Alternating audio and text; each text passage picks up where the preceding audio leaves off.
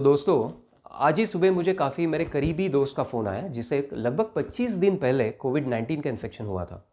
कोविड-19 के इन्फेक्शन के बाद में उनकी जो रिकवरी थी बहुत ही अच्छी रही। वो एक 38 ईयर ओल्ड बहुत ही हेल्दी मेल है जिन्हें डायबिटीज़ नहीं है, जिनमें कोई स्टेरॉयड का यूज़ किया नहीं गया है और काफ़ी अच्छे रिकवरी के बाद में वो अपने रूटीन कामकाज को अभी ऑलरेडी लग चुके हैं। आज उन्होंने मुझे फ़ोन इसलिए किया क्योंकि उनको लगभग 3 या 4 दिनों से रात की नींद नहीं आ रही थी और उसका कारण था कि उन्हें बहुत ज़्यादा डर लग रहा था कि उनको ब्लैक फंगस का इन्फेक्शन होने वाला है, जो पोस्ट कोविड-19 में देखा जाता है।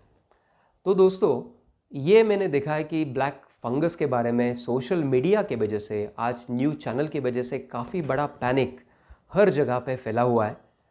और इस पैनिक को नज़र में रखते हुए मैंने सोचा कि एक ऑथेंटिक इन्फॉर्मेशन आपके सामने ली जाए कि जिसके वजह से आपको राइट इन्फॉर्मेशन भी मिले, आप सतर्क भी रहे, लेकिन आपको ये भी पता चले कि इस बारे में आपको डरने की बात नहीं है, इस बारे में कोई भी पैनिक क्रिएट करने की ज़रूरत नहीं है।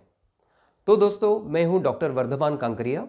मैं पूना के एशियन आई हॉस्पिटल, ये एक टर्शरी केयर आई इंस्टीट्यूट का फाउंडर और नेत्र तज्ञ हूँ और मेरे इस YouTube चैनल में मैं आज आप सबसे बात करने वाला हूँ ब्लैक फंगस के बारे में।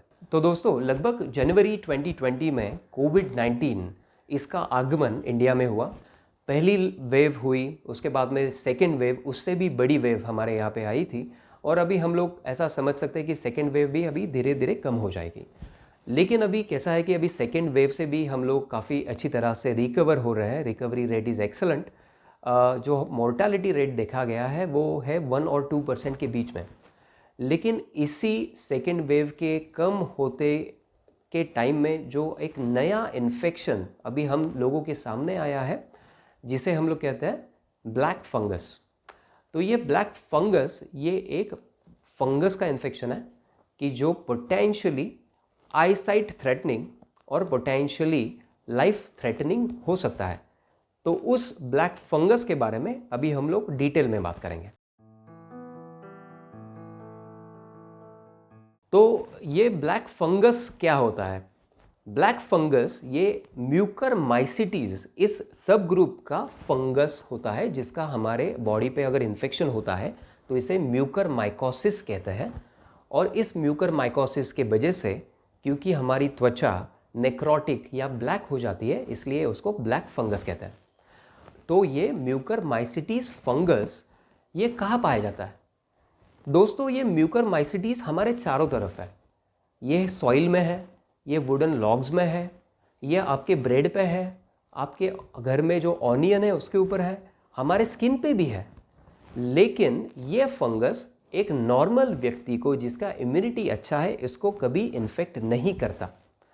तो दोस्तों, क्या हमें समझना है कि कभी जब इन्फेक्शन होता है तो ज़रूरी होता है कि ये फंगस हमारे बॉडी में एंटर करे, उसके बाद में वहाँ पे कॉलोनाइज करे, खुद की पॉपुलेशन बढ़ाए, हमारे ऑर्गन्स को और हमारे सेल्स में एंटर करे और वहाँ पे इन्फेक्शन करे। तो ये पूरा प्रोसेस होने के लिए अगर हमारे बॉडी में इम्यूनिटी अच्छी है तो ये म्यूकरमाइसिटीज हमें इन्फेक्ट नहीं कर सकता। तो ये म्यूकरमाइकोसिस या ब्लैक फंगस क्या ये बहुत नई बीमारी है जो अभी 2021 में आई है? तो बिल्कुल भी नहीं। ब्लैक फंगस या म्यूकरमाइसिटीज, म्यूकरमाइकोसिस, ये सदियों से चलता आ रहा है। जैसे मैंने अभी आपसे कहा था कि जब भी किसी की इम्यूनिटी अगर अच्छी है तो वो उसको नहीं हो सकता, लेकिन अगर किसी की इम्यूनिटी कम है तो उन लोगों में ये फंगस का इन्फेक्शन हो सकता है। तो ये लोग कौन थे पहले? तो जिन लोगों में पहले एक अनकंट्रोल्ड डायबिटीज़ था या फिर उनकी इम्यूनिटी कम थी HIV के वजह से, स्टीरॉयड के यूज़ के वजह से, किसी में अगर रीनल ट्रांसप्लांट, किडनी का ट्रांसप्लांट हो चुका है, किसी में अगर बोन मैरो का ट्रांसप्लांट हो चुका है ब्लड कैंसर्स की वजह से, तो इन लोगों में ये इन्फेक्शन पहले भी पाया जाता था और हम लोगों ने भी ये इन्फेक्शन पहले भी हम लोग देख चुके हैं। लेकिन कोविड-19 में डेफिनेटली इसकी जो इंसिडेंस है वो काफ़ी हद तक अभी बढ़ी है। तो इसका कारण क्या है? तो कोविड-19 के बाद में जो स्टेरॉयड और उसके जैसे जो ड्रग्स है, जो इम्यूनोसप्रेसिव्स हैं, उनका जो यूज़ किया गया है, इसके वजह से बॉडी की इम्यूनिटी पेशेंट की ऑफ कोर्स कम हो जाती है। उसी के साथ में हमें पता है कि भारत में डायबिटीज़ की संख्या बहुत ज़्यादा है, डायबिटिक लोगों की संख्या बहुत ज़्यादा है। हालांकि ये माना जाता है कि भारत ये डायबिटीज़ का वर्ल्ड कैपिटल है, और अभी के आज के तारीख में भारत ये कोविड-19 का भी वर्ल्ड कैपिटल है। तो कोविड-19 की संख्या इतनी ज़्यादा होने के कारण और डायबिटीज़ अनकंट्रोल लोगों की भी संख्या इतनी ज़्यादा होने के कारण इन लोगों में जिनमें कोविड-19 का इन्फेक्शन हुआ है, जो ऑलरेडी अनकंट्रोल डायबिटिक्स है, इन लोगों में ये म्यूकरमाइकोसिस या ब्लैक फंगस का इन्फेक्शन बढ़ गया है। उसी के साथ में जो अभी आज हम लोग ऑक्सीजन यूज़ कर रहे हैं, जो ह्यूमिडिफायर यूज़ कर रहे हैं, उसके ट्यूबिंग में भी ये म्यूकरमाइसिटीज़ पाया जाता है, जिसका इन्फेक्शन हमें हो सकता है। तो दोस्तों, ये कारण है कि कोविड-19 के चलते म्यूकरमाइकोसिस और ब्लैक फंगस इतने पैमाने पे बढ़ा है। तो उन लोगों में जिनमें कोविड-19 ऑलरेडी हो चुका है और जो रिकवर हो चुके हैं, अभी उन लोगों में म्यूकरमाइकोसिस का जब इन्फेक्शन होता है, वो हमारे 3 ऑर्गन पे हो सकता है। पहली बात है कि वो हमारी स्किन पे हो सकता है, जिसके वजह से आपके स्किन पे रैश आ सकता है। वो हमारे जीआई ट्रैक्ट में भी हो सकता है, और वो हमारे नेज़ल कैविटी में भी शुरू हो सकता है।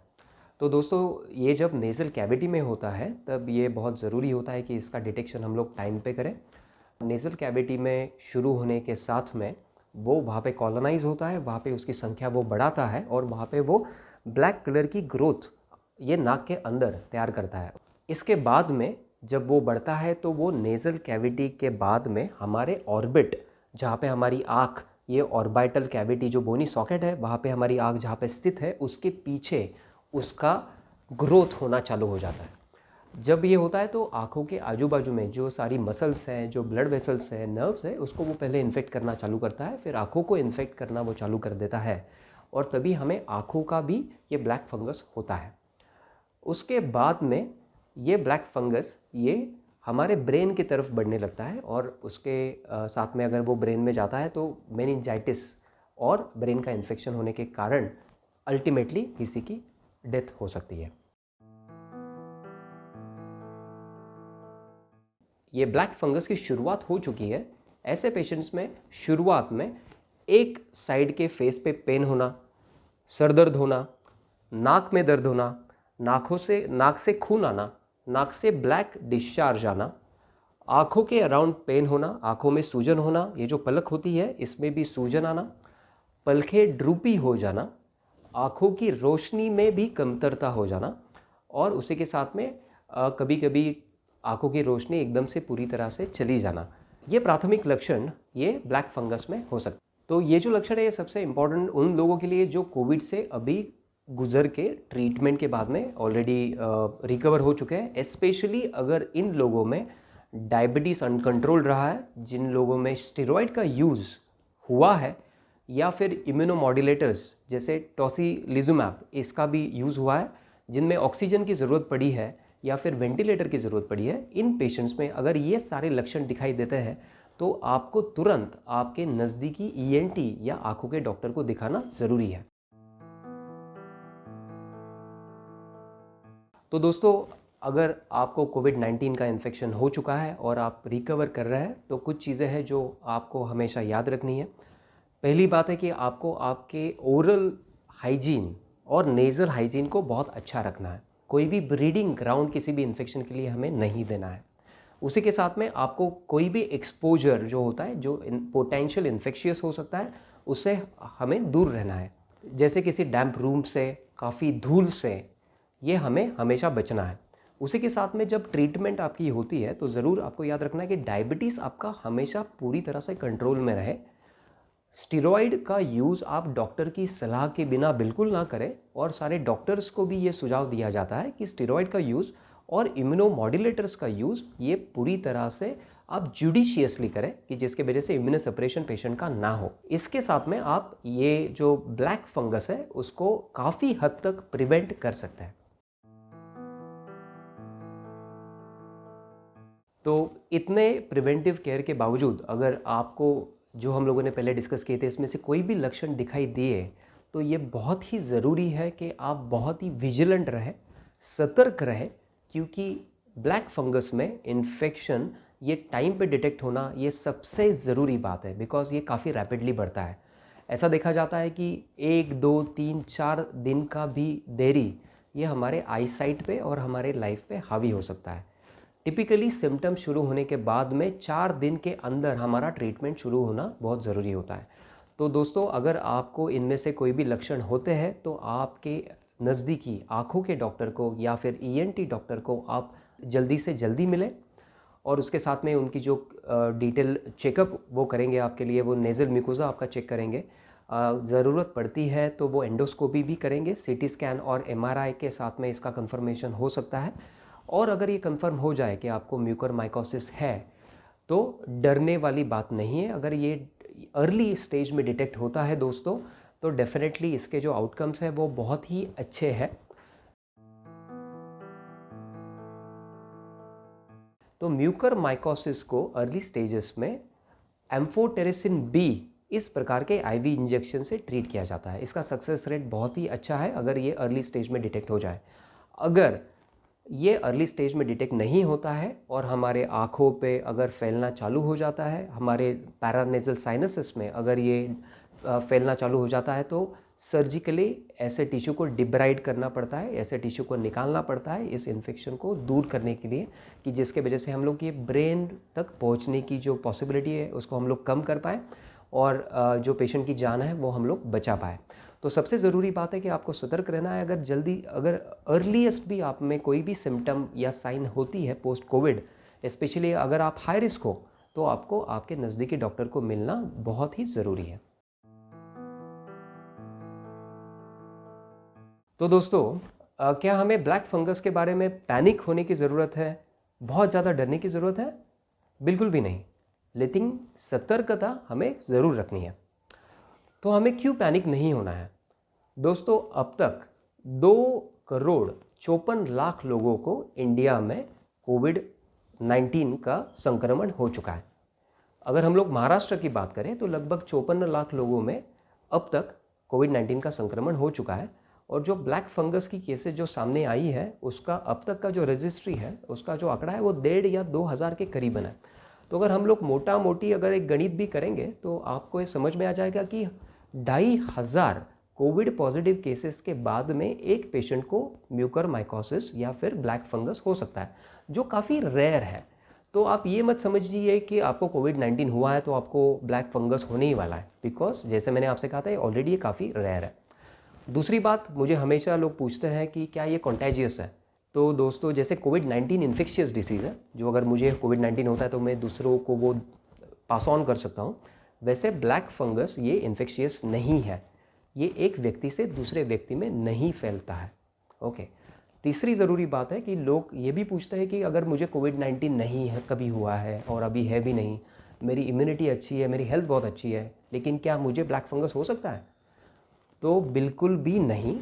ऐसे लोगों में जिनमें इम्यूनिटी अच्छी है, जिनमें कोविड 19 का संक्रमण भी नहीं हुआ है, इनमें ब्लैक फंगस होने का चांस ऑलमोस्ट इम्पॉसिबल है।